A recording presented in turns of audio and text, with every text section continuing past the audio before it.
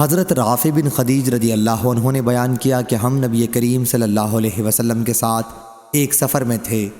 ایک اونٹ بدک کر بھاگ پڑا، پھر ایک آدمی نے تیر سے اسے مارا اور اللہ تعالیٰ نے اسے روک دیا۔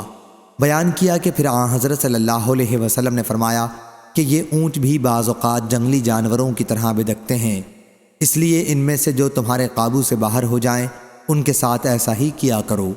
رافع نے بیان کیا کہ میں نے عرض کیا، یا رسول اللہ صلی اللہ علیہ وسلم، ہم اکثر غزوات اور دوسرے سفروں میں رہتے ہیں اور جانور ذبح کرنا چاہتے ہیں، لیکن ہمارے پاس چھریاں نہیں ہوتیں۔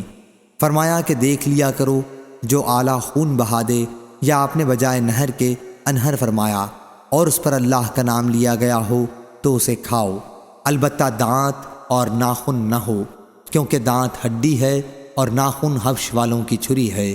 صحیح بخاری حدیث نمبر 5544۔